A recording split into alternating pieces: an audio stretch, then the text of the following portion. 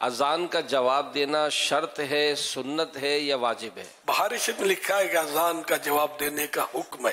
جب اذان دی جائے تو اس وقت بات چیت، کام کاج جہاں تک ممکن ہو روک کر اس کا جواب دے، ثواب بہت ہے اس کا.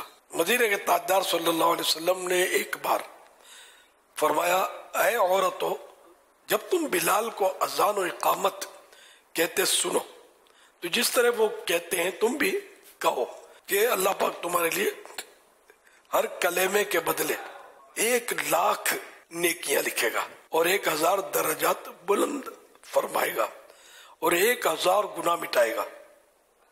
خواتین نے سن کر عرض کی، یہ تو عورتوں کے لیے ہے، مردوں کے لیے کیا ہے؟ فرمایا مردوں کے لیے دگنا یعنی ڈبل.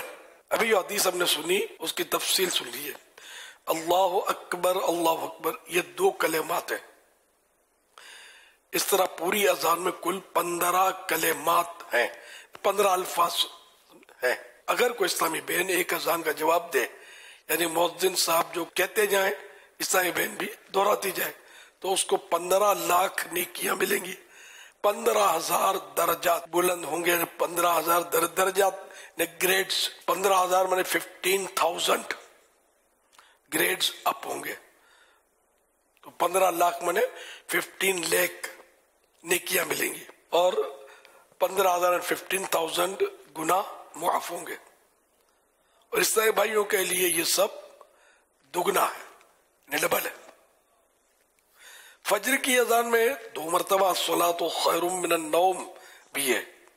تو یوں فجر کی اذان میں 17 کلمات ہو گئے، 17 ورڈز ہو گئے. اور اس طرح فجر کی اذان کے جواب میں 17 لاکھ نیکیاں، 17,000 درجات کی بلندی اور 17,000 گناہوں کی معافی ملی. اور عیسائی بھائیوں کے لیے دگنا. اقامت میں 2 مرتبہ قد قامت الصلاۃ بھی ہے. یوں اقامت میں بھی 17 کلمات ہوئے، یعنی 17 ورڈز ہوئے. تو اقامت کے جواب کا ثواب بھی فجر کی اذان کے جواب جتنا ہوا. الحاصل اگر کوئی اسلامی بہن اہتمام کے ساتھ روزانہ 5 نمازوں کی اذانوں اور 5 اقامتوں کا جواب دینے میں کامیاب ہو جائے تو اسے روزانہ 1,62,00,000 نیکیاں ملیں گی، 1,62,000 درجات بلند ہوں گے اور 1,62,000 گناہ معاف ہوں گے.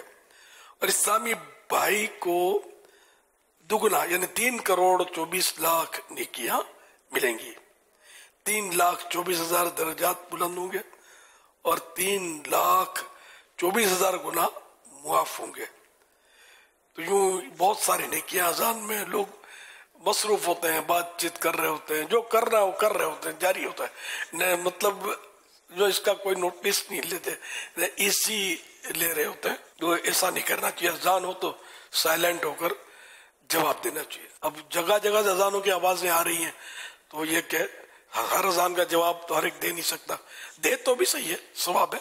نہ بھی دے تو ایک اذان کا جواب دے دیا تو وہ کافی. اب اپنے بات چیت کاروبار میں لگ گیا تو کوئی حرج بھی نہیں ہے. تو یہ تحریک کیسے چلے؟ یہ بالکل تحریک ہو جائے، بالکل مومنٹ چل جائے کہ نہیں یار بس یہ اذان کا جواب دینا ہے، بس اذان کا جواب دینا ہے. مارکیٹوں میں بھی ادھر یہاں وہاں اذان کی آواز آتی ہے تو کوئی نوٹس کرتا نہیں ہے. جنرلی تو مسجد میں بھی نہیں کرتے. گھر میں اسلامی بہنیں کچن میں ہیں، کام کر رہی ہیں، پکا رہی ہیں، موبائل پہ باتیں کر رہی ہیں، اذان کی آواز آ بھی رہی ہوتی ہے، نہ ان کا پکانا بند ہوتا ہے.